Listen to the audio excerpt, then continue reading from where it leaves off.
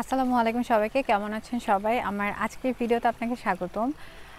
আমার ভেতরে প্রকৃতি প্রেম সৃষ্টি করে দেওয়ার জন্য যদি কোনো মানুষের সবচেয়ে বেশি অবদান থাকে, তাহলে সেটা হচ্ছে অবশ্যই বিভূতিভূষণ বন্দ্যোপাধ্যায়। আমি খুব ইন্টারেস্টিং একটা গল্প বলি। সেটা হচ্ছে যে আমি খুব ছোটোকালে চাঁদের পাহাড় নামে একটা বই পড়ছিলাম। তো ওই বইতে শঙ্কর নামে একটা ছেলে কিন্তু তার অ্যাডভেঞ্চার করার খুবই স্বপ্ন। তো একটা সময় শঙ্কর ওই ব্রিটিশ গভর্নমেন্টের আন্ডারে সাউথ আফ্রিকাতে একটা জব পায়। তো সেই শঙ্করের চোখ দিয়ে বিভূতিভূষণ বন্দ্যোপাধ্যায় ওনার ওই বইতে সাউথ আফ্রিকার যে প্রিস্টিন ফরেস্ট, যেখানে মানব সভ্যতার কোনো ছোঁয়া লাগে না, সেই ধরনের জায়গার সৌন্দর্য, সেই ধরনের বন, প্রকৃতি বা মানুষ, এবার কিছু অ্যাডভেঞ্চারাস সিনারিও ছিল, সব কিছু এত সুন্দর বর্ণনা দিয়েছিল যে আমার খুব ছোট মনে এই জিনিসটা একটা পার্মানেন্ট দাগ কেটে গিয়েছিল। আমার তখন মনে হয়েছিল যে আমি এরকম একটা জীবন চাই। এরপর আমি আরণ্যক পড়ছি। আরণ্যক আরও ম্যাচিওর বই, কিন্তু আমি যেহেতু ততদিনে বড় হয়ে গিয়েছি, আমার চাঁদের পাহাড়ের মতো কিন্তু মনে অতটা দাগ কাটে নাই। তা ওই দিন আমি প্রভিন্সিয়াল একটা পার্কে গিয়েছিলাম আমার হাজব্যান্ডের সাথে। আমি কিছু ক্লিপ আপনাদের সাথে শেয়ার করব। এত সুন্দর জায়গাটা, একদিকে হচ্ছে লেক, অন্যদিকে পাহাড়, জঙ্গল, প্রত্যেকটা জিনিস এত অপূর্ব একটা কম্বিনেশন যে জিনিসটা হয়তো সৃষ্টিকর্তা ছাড়া কেউ তৈরি করতে পারে না। আর যেহেতু ওই সব জায়গায় শিকার করা নিষেধ, তো পাখি বলেন বা কাঠবিড়ালি বলেন, ওরা খুব কাছে চলে আসতেছিল, যেহেতু ওরা মানুষকে ভয় পায় না। ওইখানে আমি আর আমার হাজব্যান্ড ছাড়া কেউই ছিল না এত বড় একটা জায়গায়। তো আমার হঠাৎ করে মনে হলো যে আমি ছোটোকালে যে স্বপ্নটা দেখেছিলাম, সেই স্বপ্নটা আসলে আল্লাহ কবুল করছে। তো এই কথাগুলো বলার মানে কি, এই কথাগুলো বলার কারণটা হচ্ছে যে আমরা সকলেই, যারাই আজকে এই ভিডিওটা দেখবেন না কেন, সবাই টাকা পয়সা নিয়ে কিছুটা হলেও চিন্তিত। তো আপনার মাথার ছোট্ট একটা কোণার একটা এংজাইটির থেকে দুনিয়াটা আসলে অনেক বড় আর অনেক সুন্দর। এবং আপনি যে মানুষ হিসেবে জন্মগ্রহণ করছেন, এই জন্য অ্যাটলিস্ট সৃষ্টিকর্তার প্রতি কৃতজ্ঞতা বোধ করেন। আর সমস্যা আজকে যেটা অনেক বড় মনে হচ্ছে, কালকে এটা অবশ্যই সলভ হয়ে যাবে। তো পজিটিভ একটা ভাইব নিয়ে ভিডিওটা শুরু করি। তো আজকের ভিডিও টপিকটা কি? আজকের ভিডিও টপিকটা একটু কমপ্লিকেটেড। আজকের ভিডিও টপিকটা হচ্ছে যে আপনি ফাইন্যান্সিয়াল ডকুমেন্টসগুলো ঠিক কীভাবে দেখালে অ্যাটলিস্ট ফাইন্যান্সিয়াল কারণে আপনার যদি সমস্ত কিছু লেজিটিমেট থাকে, তাহলে আপনার ভিসা কখনোই রিফিউজ হবে না। তো চলেন ভিডিওটা শুরু করি। তো এই পুরো জিনিসটাকে আমি একটু সাজানোর চেষ্টা করেছি, যেহেতু জিনিসটা এক্সপ্লেন করাটা একটু কঠিন। প্রথমত হচ্ছে আপনার বুঝতে হবে যে কোন ধরনের ফান্ড আপনি ব্যাংক স্টেটমেন্ট বা ফাইন্যান্সিয়াল স্টেটমেন্ট হিসেবে ইউজ করতে পারেন, সেই জিনিসটা নিয়ে একটু কথা বলবো। আর এরপরে আমি কথা বলবো যে এই যে ফান্ডটা আপনি দেখাইলেন, সেই ফান্ডটার লেজিটিমেসি বা এই ফান্ডটা যে কতটুকু আপনি লিগ্যাল সোর্স থেকে আর্ন করছেন, সেই জিনিসটা প্রুফ করার উপায়টা আসলে কী, সেই জিনিসটা আমি একটু ব্যাখ্যা করার চেষ্টা করবো আমার নিজের ভাষায়। জিনিসটা একটু কমপ্লিকেটেড, আমি আমার সর্বোচ্চ চেষ্টা করেছি বোঝানোর জন্য, বাট আপনার যদি কনফিউশন থাকে তাহলে আমি প্রথমেই ক্ষমা চেয়ে নিচ্ছি। তো প্রথমে যে জিনিসটা আমাদের বুঝতে হবে সেটা হচ্ছে যে কোন ধরনের ফান্ড দেখানো উচিত। তো এই জিনিসটা দেখানোর আগে আমাদের অ্যাসেট এবং লায়াবিলিটিসের পার্থক্য বুঝতে হবে। কানাডিয়ান গভর্নমেন্টের সাইটে বলা আছে লিকুইড অ্যাসেটস তারা ফান্ড হিসেবে প্রেফার করে। তো অ্যাসেট আর লিকুইড এই দুইটা কথাই আলাদাভাবে ইম্পর্ট্যান্ট। অ্যাসেট কি আমরা বুঝি কিনা আমি ক্লিয়ার করে নিই। অ্যাসেট হচ্ছে সেই জিনিসগুলো যেগুলো আপনি ওন করার মাধ্যমে আপনার পকেটে টাকা ঢোকে। আর লায়াবিলিটিস হচ্ছে সেই সব জিনিস, যে ধরনের জিনিস ওন করার মাধ্যমে আপনার পকেট থেকে টাকা বেরিয়ে যায়। যেমন হচ্ছে ধরেন আপনি জমি কিনলেন বা আপনি স্বর্ণ গয়না কিনলেন, ওভার টাইম এগুলোর ভ্যালু কিন্তু বাড়ে। কেউ কিন্তু বলে না যে আপনি সেকেন্ড হ্যান্ড জমি আমার কাছে কেন বিক্রি করতেছেন, বিকজ জমির ভ্যালু অলওয়েজই বাড়বে।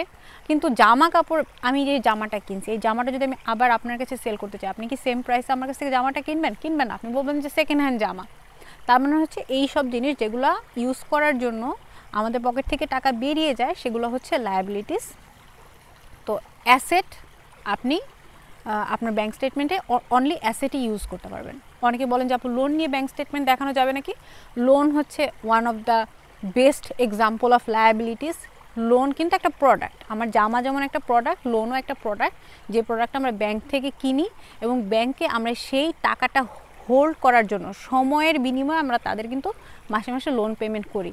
তো লোন কিন্তু কখনোই অ্যাসেট না। তো লোন নিয়ে টাকা দেখানো আসলে যাবে না, এটি হচ্ছে আমার মূল কথা। আর যদিও বা আমি ব্যাংকার, আমার কাজই হচ্ছে লোন প্রোডাক্ট সেল করা, তো লোন নেওয়া মানে হচ্ছে যে শয়তানের কাছে নিজের আত্মা বিক্রি করে দেওয়ার মতো একটা সিচুয়েশন। তো আমি সবসময় ডিসকারেজ করবো যে কখনোই লোন নেওয়ার চেষ্টা করবে না। তো এটা হচ্ছে অ্যাসেট ভার্সেস লায়াবিলিটিস আলোচনা। তো অ্যাসেট আবার দুইটা প্রকার হয়ে আছে, সেই জিনিসটা একটু বোঝে নেওয়া জরুরি। একটা হচ্ছে লিকুইড অ্যাসেট, একটা হচ্ছে ফিক্সড অ্যাসেট। ধরেন যে আপনার সন্তান বিদেশে আছে, তার কোনো একটা বিপদ হলো, ইমিডিয়েটলি আপনার টাকার দরকার। তখন যদি আপনার ব্যাংকে টাকা নাই কিন্তু আপনার কোটি টাকা দামের সম্পত্তি আছে, জমি আছে, আপনি কি ইমিডিয়েটলি আপনার সন্তানকে হেল্প করতে পারবেন? পারবেন না কিন্তু, কারণ আপনি সকালে একটা দরকার হয়েছে, আপনি বিকালেই আপনার জমিটা সেল করে ফেলতে পারবেন একদিনের নোটিসে। তো যদিও বা জমি আমাদের সম্পদ, যদিও বা জমি আমাদের অ্যাসেট, কিন্তু জমিতে যেহেতু টাকাটা একটা লং টার্মের জন্য বাধা থাকে এবং চাইলেই সঙ্গে সঙ্গে ক্যাশ আউট করা যায় না, তাই জমির বা স্বর্ণের গয়না এই ধরনের জিনিসগুলোকে আপনি অ্যাটলিস্ট পড়াশোনার পারপাসে ব্যাংক স্টেটমেন্ট হিসেবে ইউজ করতে পারবেন না, যেহেতু এই ফান্ডের অ্যাক্সেসটা আপনার ইমিডিয়েটলি থাকে না কোনো বিপদ আপদের সময়। তাহলে লিকুইড অ্যাসেট কোনগুলো? লিকুইড অ্যাসেট হচ্ছে যেই ধরনের অ্যাসেটে আপনি ইমিডিয়েটলি টাকার দরকার হলে টাকাটা আপনার হাতের কাছে পেয়ে যাবেন, সেই ধরনের অ্যাসেটটা হচ্ছে লিকুইড। যেমন ধরেন যে আপনার ব্যাংকে যদি টাকা থাকে তাহলে ওই টাকাটা হচ্ছে লিকুইড। এছাড়া আপনার ইনভেস্টমেন্ট থাকতে পারে, শেয়ার মার্কেটে বলেন বা বন্ড বলেন, এই ধরনের যদি কোনো ইনভেস্টমেন্ট থাকে, আমি যদি চাই যে আজকে আমি আমার শেয়ার পজিশনটা বিক্রি করে সকালে বিক্রি করে বিকালে আমি ব্যাঙ্কে অ্যাকাউন্টে টাকা ঢুকিয়ে ফেলবো, আপনি কিন্তু চাইলেই পারবেন না। আর ব্যাংকের যদি সেভিংস চেকিংয়ে টাকা থাকে সেটা তো আরও ভালো।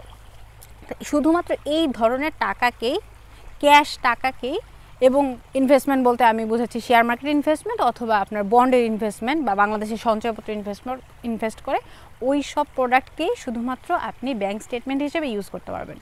তো এই হচ্ছে ফার্স্ট পার্টের আলোচনা। তো এখন কোশ্চেন আসতেছে যে আচ্ছা ঠিক আছে, আমার ব্যাংকে টাকা আছে, লিকুইড টাকা আছে এবং এনাফ ব্যাংক স্টেটমেন্ট আছে। এর আগে আমি একটা ভিডিও করেছিলাম, সেই ভিডিওতে আমি বলার চেষ্টা করেছিলাম যে ঠিক কত টাকা ব্যাংক স্টেটমেন্ট দেখাতে হবে, সেই জিনিসটা আপনি ক্যালকুলেট করবেন কিভাবে, সেই ভিডিওটা আমি লিঙ্ক দিয়ে দেবো, আপনি চাইলে দেখে নিতে পারেন। কিন্তু আপনি কত টাকা দেখাচ্ছেন তার থেকেও বেশি জরুরি যে জিনিসটা, সেটা হচ্ছে আপনার টাকাটা যে ভ্যালিড সোর্স থেকে আর্নড, সেই জিনিসটা আপনার প্রুফ করতে পারতে হবে। এই জিনিসটা করার জন্য আমি কতগুলো ডকুমেন্টসের নাম বলবো এক্ষুনি, বাট সেটা বলার আগে আমি ছোট্ট একটা আমার পার্সোনাল উপদেশ দিয়ে দিতে চাই। সেটা কোথাও বলা নাই, বাট আমি নিজে করছি এবং আমি এটা বেস্ট প্র্যাকটিস মনে করি। সেটা হচ্ছে যে আপনি যখন আপনার সমস্ত ফাইন্যান্সিয়াল স্টেটমেন্ট, সমস্ত ডকুমেন্টস কালেক্ট করবেন, তারপর আপনি চিঠি লিখবেন। চিঠিতে আপনি আপনার সমস্ত ব্যাংকের কোথায় কত টাকা আছে সেটা যেমন লিখবেন, এবং লিখে আবার সাথে সাথে সেই টাকাটা কী সোর্স থেকে আর্ন হয়েছে সেই জিনিসটা এক্সপ্লেন করার চেষ্টা করবেন। এটা চিঠির আকারে লিখলে ভালো হয়, তাহলে যে ভিসা অফিসার আপনার ফাইলটা দেখবে তার জন্য এই ফাইন্যান্সিয়াল ডকুমেন্ট এক্সপ্লোর করাটা একটু সহজ হবে। এটা শুধুমাত্র ভিসা অফিসারের সুবিধার জন্য আমি এটা করছি, এটা কোথাও বলা নাই যে আপনার করতেই হবে। তো এই হচ্ছে ফার্স্টের অদরকারি কথাটা। আর এরপরে যেটা আসবে সেটা হচ্ছে যে আমরা টাকা ইনকাম করার আসলে উপায়টা কি। 3 ধরনের উপায় আছে লিগালি টাকা ইনকাম করার। সেটা হচ্ছে যে প্রথমত এমপ্লয়মেন্ট ইনকাম, দ্বিতীয় ইনকামটা হচ্ছে বিজনেস ইনকাম, আর তৃতীয় ইনকামটা হচ্ছে ইনভেস্টমেন্ট ইনকাম। তো এই মানুষ মোটা দাগে এই 3টা ওয়েতে টাকা আর্ন করে। তো প্রথমেই এমপ্লয়মেন্ট ইনকাম হিসেবে নিয়ে কথা বলি, কারণ বাংলাদেশে বেশিরভাগ মানুষ এমপ্লয়মেন্টের থ্রুতেই তাদের বেশিরভাগ টাকা আর্ন করে। ধরেন যে আপনি বা আপনার আব্বা, ও এখানে একটা কথা বলে নেওয়া জরুরি যে কারা আপনাকে স্পন্সর করতে পারবে। আপনি, আপনার বাবা মা, নিজের আপন ভাই বোন, আপনার ওয়াইফ, কোনো ক্ষেত্রে যদি আপনার স্পাউস আপনাকে অ্যাকম্পানি করে তাহলে তার বাবা মা। আপনি একা গেলে হবে না, আপনার স্পাউস অ্যাকম্পানি করলে তার বাবা মা, এনারা শুধুমাত্র আপনার স্পন্সর হতে পারে। চাচাতো ফুফাতো ভাইরা এরা কানাডার পার্সপেক্টিভে আপনার আত্মীয় স্বজন হিসাবে বিবেচিত হবে না, কারণ আপনার ফুফাতো ভাই যে আপনার লেজিটিমেট ফুফাতো ভাই এটা প্রুফ করাটা বেশ কঠিন। তো যাই হোক, এমপ্লয়মেন্ট ইনকামটা কীভাবে আপনি প্রুফ করবেন? এমপ্লয়মেন্ট ইনকাম প্রুফ করার জন্য যে ডকুমেন্টটা প্রথমেই লাগবে সেটা হচ্ছে bank statement. All across the board এটা কমন, ব্যাংক স্টেটমেন্ট লাগবে। এটা যে সব টাকা একটা ব্যাংকেই থাকতে হবে এমন কোনো নিয়ম নাই। মানুষের টাকা ডাইভার্সিফাইড পোর্টফোলিওতে থাকে, এইখানে কয় টাকা, ওইখানে কয় টাকা, সেখানে কয় টাকা ইনভেস্টমেন্ট থাকে, মানুষের ডিফারেন্ট ব্যাংকে সেভিংস অ্যাকাউন্ট থাকে। ডাজ নট ম্যাটার যে সব টাকা এক ব্যাংকে থাকতে হবে। তো প্রথমে গেল ব্যাংক স্টেটমেন্ট। তারপরে যে জিনিসটা আসবে সেটা হচ্ছে আপনার পে স্টাব। পে স্টাব বাংলাদেশে দেয় কিনা আমি জানি না, সব জবে, আমি কখনো বাংলাদেশে চাকরি করি নাই। তো আপনার যদি পে স্টাব আপনার জব থেকে প্রোভাইড না করে, সেই ক্ষেত্রে আপনার ব্যাংকে যে টাকা ঢুকছে সেই টাকাটা ব্যাংক স্টেটমেন্ট প্রিন্ট করে হাইলাইট করে আপনি স্ক্যান করে দিতে পারেন, তাহলে ভিসা অফিসার খুঁজে পাইতে সুবিধা হবে। এখন যারা ক্যাশ ইন হ্যান্ড পেমেন্ট পান, কোন ধরনের জবে ক্যাশ ইন হ্যান্ড পেমেন্ট দেয় আমার সেটা নিয়ে যথেষ্ট ডাউট আছে, তাদেরকে কিভাবে হেল্প করতে হবে আমি ঠিক জানি না। তো এইগুলো হচ্ছে সেকেন্ড ডকুমেন্ট, সেটা হচ্ছে পে স্টাব। তারপরে যেটা লাগবে সেটা হচ্ছে যে আপনার জব অফার লেটার, যেটা আপনি চাকরি পাওয়ার সময় নিয়েছিলেন সেই জিনিসটা লাগবে। জব অফার লেটার যদি হারিয়ে গিয়ে থাকে তাহলে এইচআরের সাথে কন্ট্যাক্ট করে নতুন একটা জব অফার লেটার নিয়ে নিতে পারেন। আর এরপরে যে জিনিসটা লাগবে সেটা হচ্ছে যে আপনার জব ভেরিফিকেশন লেটার এইচআর থেকে প্রোভাইড করা হয়। এই লেটারের থ্রুতে আপনি আপনার কারেন্ট পজিশনে কী কী রেসপন্সিবিলিটিস পালন করেন সেই জিনিসটা বর্ণনা করা থাকে। তাহলে এই ডকুমেন্টসটাও খুবই জরুরি। আর লাস্টলি সবচেয়ে জরুরি যে ডকুমেন্টসটা চোখ বন্ধ করে প্রুভ করে যে আপনার টাকাটা লেজিটিমেট সোর্স থেকে আর্ন, সেটা হচ্ছে ট্যাক্স। এটা অল অ্যাক্রস দ্য বোর্ড এটা কমন থাকবে। আপনার অবশ্যই ট্যাক্স পেপার জমা দিতে হবে। এখন ট্যাক্স পেপারও দুই ধরনের হয়ে থাকে, একটা হচ্ছে ট্যাক্স ক্লিয়ারেন্স সার্টিফিকেট আর দ্বিতীয়টা হচ্ছে ট্যাক্স অ্যাসেসমেন্ট পেপার। যারা ফান্ডেড স্টুডেন্ট তাদের জন্য একটা tax clearance certificate is enough, but যারা সেলফ ফান্ডে যাবেন তাদের জন্য এই ট্যাক্স অ্যাসেসমেন্ট এবং ট্যাক্স ক্লিয়ারেন্স দুইটা ডকুমেন্টসই প্রোভাইড করতে হবে। এখন অনেকে বলেন যে আপু আমার বাবা মা তো বিদেশে থাকে, বিদেশের রেমিটেন্সের ইনকামে তো কোনো ট্যাক্স দিতে হয় না। আপনি বিদেশের রেমিটেন্সের ট্যাক্স নেই এটা আমি জানি, কিন্তু বাংলাদেশের নাগরিক হিসেবে প্রত্যেকটা মানুষের প্রতি বছর ট্যাক্স রিটার্ন দাখিল করা একটা কর্তব্য। আপনার লয়ারের সাথে আপনি কথা বলে জিরো ট্যাক্স সার্টিফিকেট নিয়ে সেই জিনিসটা আপনি প্রোভাইড করবেন। তো এই হলো এমপ্লয়মেন্ট ইনকাম রিলেটেড সমস্ত আলোচনা। সেকেন্ড আসবে হচ্ছে বিজনেস ইনকাম। পৃথিবীতে কয়েক কোটি ধরনের বিজনেস আছে এবং প্রত্যেকটা বিজনেস খুবই ইউনিক। সো আপনাকে আমি পার্সোনালি না চিনে আপনার জন্য একটা বিজনেস ডকুমেন্টের সাজেশন দেওয়াটা বেশ কঠিন, প্লাস আমি কোনো বিজনেস ব্যাংকারও না। তো তারপরও আমি একটা স্ট্যান্ডার্ড সেট করে দিচ্ছি, আপনি আপনার নিজস্ব বিজনেস অনুযায়ী সিদ্ধান্ত নেবেন যে কোন ধরনের পেপারটা প্রোভাইড করলে আপনি যে একটা লেজিটিমেট বিজনেস ওনার বা আপনাকে যে স্পন্সর করতেছে সে যে একটা লেজিটিমেট বিজনেস ওনার, সেটা প্রুভ করার জন্য কী ধরনের পেপার লাগে সেটা আপনারা আরও আমার থেকে ভালো বুঝবেন। আমি মোটা দাগে কী কী পেপার লাগে সেটা একটু বলার চেষ্টা করতেছি। প্রথমত যেটা লাগবে সেটা হচ্ছে যে আপনার বিজনেস ট্রেড লাইসেন্স, বিজনেস রেজিস্ট্রেশনের কাগজপত্র এটা লাগবে। আর দ্বিতীয় যে জিনিসটা লাগবে সেটা হচ্ছে এগেন আপনার ব্যাঙ্ক স্টেটমেন্ট, ইনকাম স্টেটমেন্ট। আপনার অ্যাকাউন্টেন্ট, এই কানাডায় বিজনেস যারা ইনকাম করে তারা অ্যাকাউন্টেন্টের মাধ্যমে তাদের পেরোল বা তাদের বিজনেসের যে রেভিনিউটা হচ্ছে সেই জিনিসটা একটা পেপার তৈরি করে বছর শেষে। আপনার যদি ওই ধরনের পেপার থাকে তাহলে তো খুবই ভালো, না থাকলে আমি জানি না, you can talk to a lawyer. আর কিছু কিছু স্পেসিফিক বিজনেসে কিন্তু আলাদাভাবে রেজিস্ট্রেশন করতে হয়। যেমন ধরেন যারা এক্সপোর্ট ইম্পোর্টের বিজনেস করে তাদেরকে আলাদা করে ট্যাক্স দিতে হয়, আলাদা করে তাদের বিজনেসের পেপারস রেজিস্ট্রেশন করতে হয়।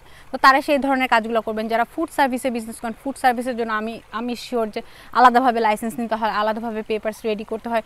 সেই রিলেটেড আপনার বিজনেসের স্পেসিফিক যদি কোনো ডকুমেন্টস থাকে সেই ডকুমেন্টসগুলো প্রোভাইড করবেন। এই কয়েকটা জিনিস আমার মাথায় আসছে, এর বাইরে কিছু থাকতে পারে আমি জানি না। আর লাস্টলি যে জিনিসটা আসবে এগেন ট্যাক্স। প্রত্যেকটা বিজনেস এন্টিটি, সেটা কর্পোরেট বিজনেসই হোক আর আপনার পার্সোনাল বিজনেস হোক, প্রত্যেকটা বিজনেস এন্টিটির দায়িত্ব বছর শেষে তার বিজনেস ইনকামকে ট্যাক্স রিটার্নে দাখিল করা। এটা যদি আমরা না করি তাহলে এটা আমাদের সমস্যা, এটা বেআইনি কাজ। তো অবশ্যই বিজনেস থাকলে, বিজনেস আপনার বাপকে যদি আপনি বিজনেসম্যান হিসাবে শো করেন তাহলে আপনার আব্বার এই বিজনেস ট্যাক্সটা থাকতে হবে। তো এই তো গেল বিজনেস ইনকাম। আর লাস্টলি যে জিনিসটা আসবে সেটা হচ্ছে যে ইনভেস্টমেন্ট ইনকাম। আমরা ইনভেস্ট থেকেও অনেকে টাকা আর্ন করি। ইনফ্যাক্ট পৃথিবীতে বেশিরভাগ বড় লোকরা ইনভেস্টমেন্ট থেকে টাকা আর্ন করেই বড় লোক হয়েছে। যেমন ধরেন যে আপনার আব্বা 20 বছর আগে একটা জমি কিনলো, জমিটা 5 লাখ টাকা কাঠা করে কিনছে। এখন সেই জমির কাঠা প্রতি দাম 30 লাখ টাকা। তো এখন জমিটা বিক্রি করার পরে আপনার আব্বা যে 25 লক্ষ টাকা ইনকাম করলো, এই ইনকামটাকে বলা হয় ইনভেস্টমেন্ট ইনকাম। এবং বাংলাদেশের গভর্নমেন্টের আইন অনুযায়ী, ইভেন কানাডার গভর্নমেন্টের আইন অনুযায়ী আপনার সেই ইনভেস্টমেন্ট ইনকামটা কিন্তু ট্যাক্সেবল। তো ইনভেস্টমেন্ট ইনকামটা আপনি শো করার জন্য কী কী প্রুফ দেখাতে পারেন? এগেইন ব্যাঙ্ক স্টেটমেন্ট আসবে। আপনার যে ইনভেস্টমেন্টটা আপনি সেল করলেন সেই সেলের একটা রিসিপ্ট থাকবে। আপনি যদি জমি বিক্রি করেন জমির সেল রিসিপ্ট থাকে, জমির বায়নাপত্র থাকে, জমির দলিল থাকে, জমির রেকর্ড থাকে। আর তারপরে ধরেন যে আপনি স্বর্ণ গয়না বিক্রি করলে সেটার একটা রিসিপ্ট থাকে। আপনি যদি ইনভেস্টমেন্ট সেল করেন, ইনভেস্টমেন্ট সেল করলে একটা রিসিপ্ট থাকে। সেই টাকাটা যে আপনার ব্যাংকে ঢুকতেছে আপনার ইনভেস্টমেন্টের থ্রুতে, সেই জিনিসটারও একটা স্টেটমেন্ট থাকে। তো এইভাবে আপনি প্রুফ করতে পারেন যে আপনার ইনভেস্টমেন্ট, আপনার এই আর্নিংটা যে ইনভেস্টমেন্টের থ্রুতে হয়েছে, এটা একটা ওয়ে হতে পারে। এবং অবশ্যই লাস্টলি আবার ট্যাক্স ইনকাম, ট্যাক্স পেপার। তো এই হচ্ছে অল অ্যাক্রস দ্য বোর্ড 3টা জিনিস। প্রথমটা গেল হচ্ছে বিজনেস এমপ্লয়মেন্ট ইনকাম, তারপর হচ্ছে বিজনেস ইনকাম, তারপরে হচ্ছে ইনভেস্টমেন্ট ইনকাম। আমি আজকে খুবই দুঃখিত যে আমি অনেক বেশি ইংলিশে এই টার্মগুলো ইউজ করছি, কারণ হচ্ছে এই জিনিসগুলো আমি রিসেন্টলি এগুলো শিখতেছি এখন জব করার থ্রুতে। আমি বাংলাদেশে বসে আমি কখনো এগুলো পড়ার আমার সুযোগ হয় না, যেহেতু আমি জিনিসগুলো ইংলিশে শিখছি। আমার ইংলিশে আমি বলতে বেশি একটু কমফোর্টেবল। তো আপনারা, আমি হোপ আই হোপ যে আপনারা আমাকে জাজ করবেন না এই জন্য। তো এই হলো আজকের ফাইন্যান্সিয়াল ডকুমেন্টস রিলেটেড আলোচনা। আমি যতটুকু সম্ভব হয়েছে আপনাদের হেল্প করার চেষ্টা করছি। ভিডিওটা অফিসিয়ালি এখানেই শেষ, কিন্তু আমি আপনাদের কিছু বকাবকি করব এখন। সো যারা বকাবকি শুনতে চান না তারা এখনই লিভ নিতে পারেন। অনেকেই আন্ডারগ্রেড স্টুডেন্টরা স্পেশালি আমাকে বলেন যে আপু আমার তো এত টাকা নাই, আপু আমার আব্বু তো বলছে এত টাকা দিয়ে পড়াবে না আমাকে। তা আমি তাদের উদ্দেশ্যে যেটা বলতে চাই সেটা হচ্ছে যে আপনার আব্বা ইজ অ্যাবসোলুটলি রাইট। আপনার ফ্যামিলির যদি সামর্থ্য না থাকে, আপনি জাস্ট ইনস্টাগ্রামে 2টা পিক আপলোড করার জন্য আপনার ফ্যামিলিকে কোনো ফাইন্যান্সিয়াল বার্ডেনে নিশ্চয়ই ফেলতে চাইবেন না। আপনার আব্বা মা আপনার পিছনে অনেক কষ্ট করে, সো তাদের ডিসিশনটাকে, তাদের কথাটাকে রেসপেক্ট করা শিখেন। আব্বু আম্মু, হ্যাঁ আমি বুঝলাম যে আপনার দেশের বাইরে পড়তে আসার অনেক স্বপ্ন, আপনারা স্কলারশিপ পাইতে চান আন্ডারগ্র্যাডে, বাট কানাডা, ইউএসএ, অস্ট্রেলিয়া এগুলো হচ্ছে আন্ডারগ্র্যাডে পড়ার জন্য দুনিয়ার সবচেয়ে বেশি এক্সপেন্সিভ কান্ট্রি। তো এই সব দেশে যারা বর্ন অ্যান্ড ব্রট আপ তাদেরই ব্যাংক থেকে লোন নিয়ে আন্ডারগ্র্যাড এডুকেশনের খরচ মেটাইতে হতেছে। তাহলে এই দেশের গভর্নমেন্ট যদি তাদের নিজেদের নাগরিকদেরই পড়াশোনার খরচ চালাইতে চায় না, সেখানে আপনি কিভাবে মনে করলেন যে আপনি ইন্টারন্যাশনাল স্টুডেন্ট, আপনার পড়াশোনার খরচ আপনার এই কানাডিয়ান গভর্নমেন্ট বা কানাডিয়ান কোনো ইউনিভার্সিটি বহন করবে? এই ধরনের অলিক স্বপ্ন না দেখে আমার মনে হয় রিয়েলিটিতে ফেরত আসেন। আপনার যদি মনে হয় যে আপনার এই ধরনের স্বপ্ন পূরণ করার জন্য আপনার মা বাবার প্রতি এক্সট্রা বার্ডেন হয়ে যাবে, তাহলে বলবো যে একটু সেন্সিবল হওয়ার চেষ্টা করেন। বাবা মাকে যদি সত্যিই হেল্প করতে চান তাহলে বাংলাদেশে ভালো একটা পাবলিক ইউনিভার্সিটিতে পড়াশোনা করে চান্স পাওয়ার চেষ্টা করেন। আমি নিজে পাবলিক ইউনিভার্সিটিতে পড়ছি, তার আগে পড়ছি রাজুক কলেজে, তার আগে পড়ছি হচ্ছে শহীদ আনোয়ার কলেজে। আমি কোনো দিন এখন পর্যন্ত মোটামুটি অ্যান্টার্কটিকা বাদে সমস্ত কন্টিনেন্টের মানুষের সাথে বসে ক্লাস করা বা ট্রেনিং করার আমার সুযোগ হয়েছে। কোনো দিন আমার মনে হয় না যে আমি কোনো দেশের মানুষের থেকে কম জানি বা পিছিয়ে আছি। আমার কখনো নিজেকে গাধা মনে হয় নাই। তো যারাই বলে যে হ্যাঁ বাংলাদেশে ইউনিভার্সিটিতে কোনো পড়াশোনা হয় না, খালি পলিটিক্স হয়, কোয়ালিটি অনেক খারাপ হয়ে গেছে, এগুলো হচ্ছে মিথ্যা কথা। আপনি কমপ্লেন করতে চাইলে সারা জীবন কমপ্লেন করতে পারবেন, বাট ট্রাস্ট মি বাংলাদেশের ইউনিভার্সিটিগুলোতে এখনও ওয়ার্ল্ড ক্লাস এডুকেশন প্রোভাইড করা হয়। অনেক সমস্যা আছে, আমরা থার্ড ওয়ার্ল্ড কান্ট্রি, বাট এই সমস্যার ভিতর থেকে কিছু কিছু মানুষ পড়াশোনা করে উন্নতির চরম শিখরে চলে গেছে, সামনেও যাবে। আমি বলবো যে আপনার যদি কিছুটা টাকা পয়সায় গ্যাপ থেকে থাকে তাহলে বেস্ট হয় আপনি সেই গ্যাপটাকে আপনি পরিশ্রম দিয়ে ফুলফিল করার চেষ্টা করেন।